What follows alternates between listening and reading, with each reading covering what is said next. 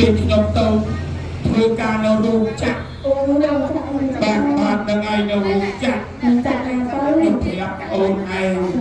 ប្រាប់តែនិយាយខ្ញុំនិយាយរោងចក្រប៉ុន្តែថ្ងៃនេះខ្ញុំទទួលបញ្ជាពីព្រះអង្គផ្ដាំផ្ញើមកអង្គទេវតាធំទាំងពីរគឺទេពធីតាវត្តសុខេងអង្គទេវតាងួនវិទូទូបាទថ្ងៃវិទូបាទចឹងថ្ងៃនេះព្រះអង្គបានផ្ដាំមកថាអង្គទេវតាទាំងពីរនេះគឺថ្ងៃនេះគឺប្រែប្រានល្អរហូតដល់5ប្រការចាបាទ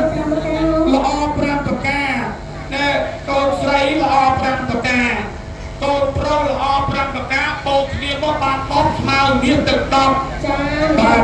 ចាំមើលសួរក្មួយស្រីតិច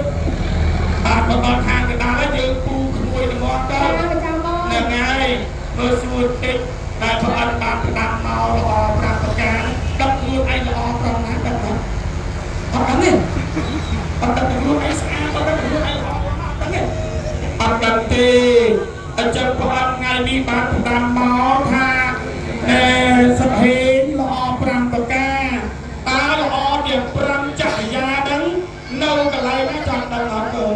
ចង់ដឹងអត់ល្អចក្រយាទាំង5នៅកន្លែងណាលោកគ្រូដុល្លារ